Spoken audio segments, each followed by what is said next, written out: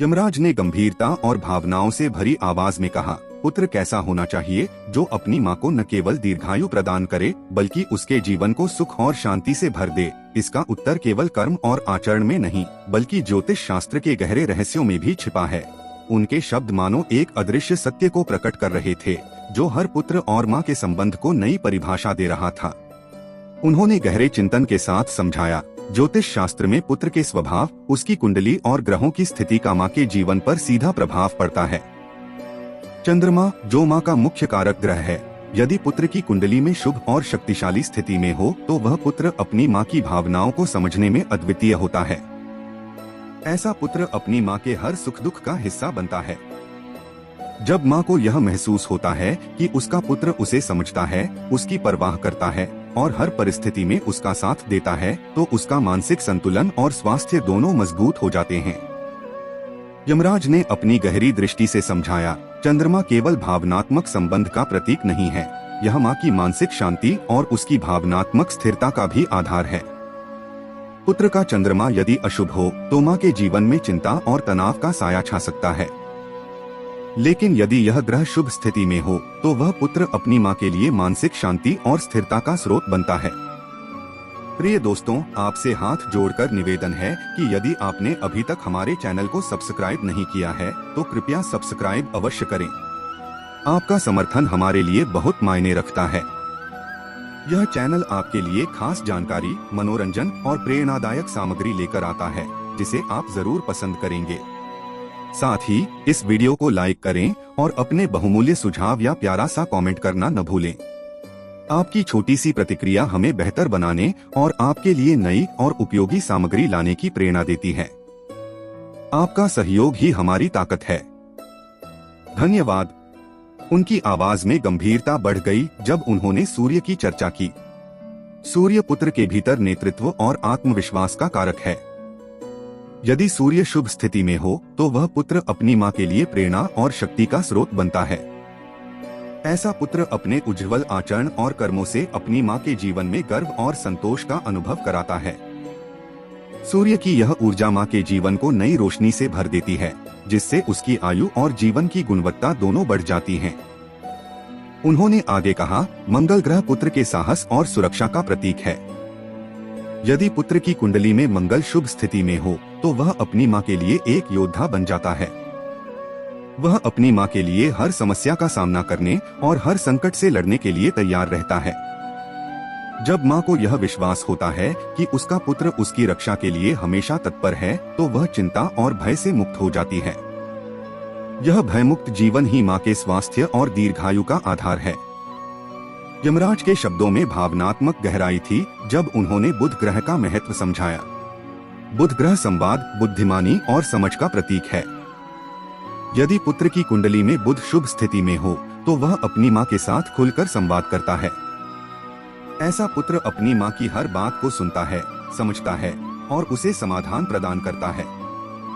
जब माँ को यह महसूस होता है कि उसका पुत्र उसकी भावनाओं और चिंताओं को महत्व देता है तो वह मानसिक रूप से सुकून महसूस करती है। बुध का यह सकारात्मक प्रभाव माँ और पुत्र के संबंध को और मजबूत बनाता है। उन्होंने गुरु ग्रह की भूमिका पर प्रकाश डालते हुए कहा, गुरु ग्रह ज्ञान, धर्म और मार्गदर्शन का प्रतीक है। यदि गुरु शुभ स्थिति में हो तो वह पुत्र अपनी माँ के जीवन में एक मार्गदर्शक और सहारा बनता है। ऐसा पुत्र अपनी माँ को जीवन के हर मोड़ पर सही दिशा दिखाता है और उसे हर कठिनाई से उबारता है।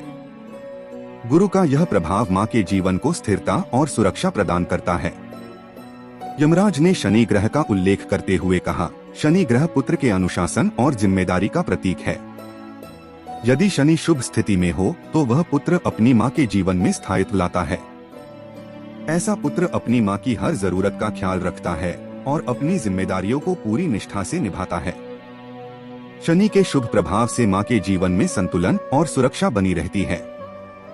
प्रिय दोस्तों, आपसे हाथ जोड़कर निवेदन है कि यदि आपने अभी तक हमारे चैनल को सब्सक्राइब नहीं किया है तो कृपया सब्सक्राइब अवश्य करें। आपका समर्थन हमारे लिए बहुत मायने रखता है।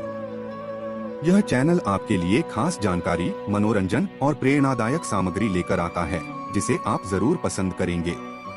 साथ ही इस वीडियो को लाइक करें और अपने बहुमूल्य सुझाव या प्यारा सा कमेंट करना न भूलें। आपकी छोटी सी प्रतिक्रिया हमें बेहतर बनाने और आपके लिए नई और उपयोगी सामग्री लाने की प्रेरणा देती है। आपका सहयोग ही हमारी ताकत है।